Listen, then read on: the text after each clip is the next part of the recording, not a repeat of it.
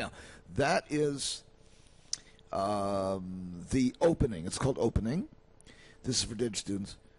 Called opening. This is also for early birds. Special for early bird special. So that is an opening, it's called. Now, what I'm going to do is I'm going to find fabric of space. Very easy to do, obviously. You're right in the middle of it. I'm going to find a piece of fabric of space, just a chunk of it, and I'm going to outline it with my outline tool here in your reality. And then I'm going to, when I've got that thing, I'm going to grab it. I'm going to grab a hold of it, and I'm going to open it. Now, when I open it, only a pinhole opens.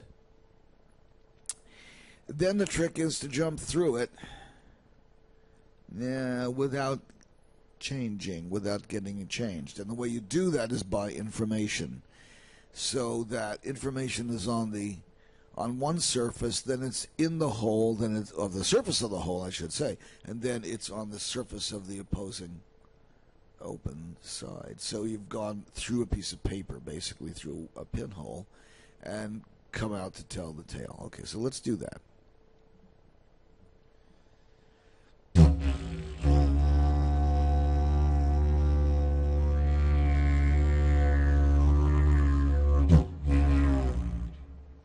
That wasn't that hard, and it wasn't scary. Everything's okay. It's just a little jump. Now, you want to get a little further than that, like 4 brains over is the most you can get with the stuff I'm going to be showing anybody in public. So 4 brains over yields something like this.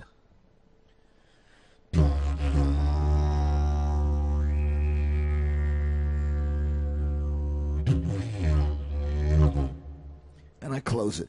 So, of course, close it. So, but you have to actually instinctively close it, not forget to close it. Otherwise, claw-like things come at you unexpectedly from spaces that are less than a hair's breadth away from you, but worlds apart. Yeah, so that's a little jump. Now, if you wanted to do a healing action, you can take a piece of that fabric of space-time and shrink it down, and I shrink it down to a little box. Now, when I shrink it down in the box is always empty, by which I do not mean there's a vacuum inside or space inside. I mean that it's empty. That's to say, there's void inside any box I make. All my round boxes are actually square. Don't ask. And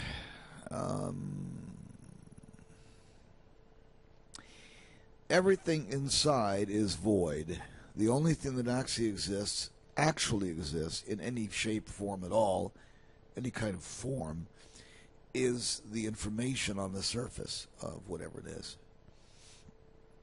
So the information on the surface creates the appearance and has all the modifications necessary in there to create that appearance. It can be a snowflake.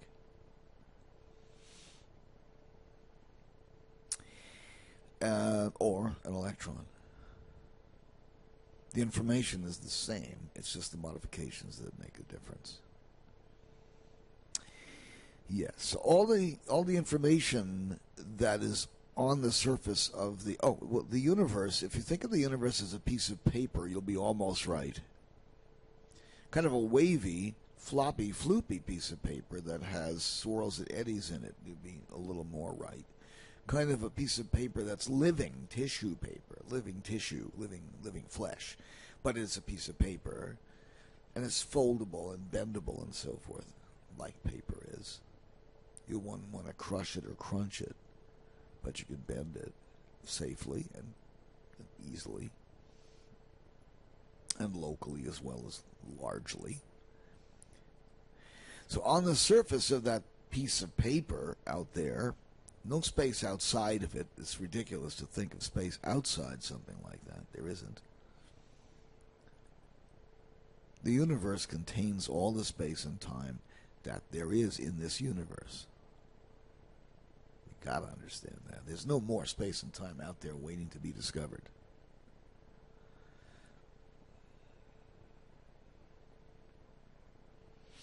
And the best way to move from space to space, as well as from one reality chain or one reality spectrum or one reality stream to another, is to stay still and move the space, which is the essential nature of blue line. Isn't that right? We're talking blue line here. You stay still, the character stays in the center of the screen, and everything moves around it. In video gaming, isn't that true? Yeah, at least relative. The client side and the server side are both very different. In a multiplayer game, if you have two players looking at each other across an open field, they're both standing in the center of the game, as it is on their computer, because they're rendered client side. Collisions and any kind of combat determination, that's all made server side. It would be handled client side except for cheaters.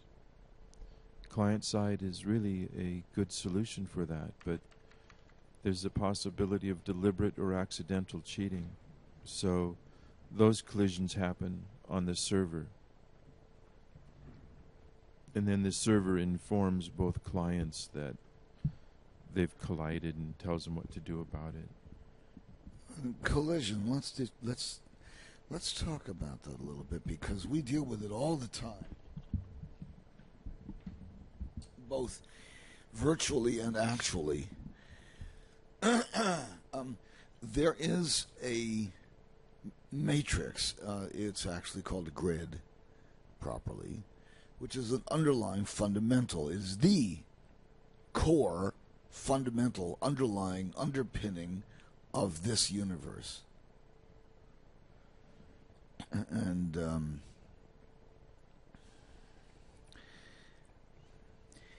on the grid is actually a definition of points. It's not really lines at all. It's just points, and the points are simply defined as points. They don't have to be points. There's no pointness to them. It's just a location. A location has no diameter. It has no meaning other than a simple location. Yet, that location can be objectified. If it's said to be an object location, then we can define the radius of that object, and we can also overlay the object radius with the correct radius of impact. In other words, we can say that if you get to this point, it's considered contact, and you will react as if you've contacted this thing. And it can be at any apparency of any point in the grid.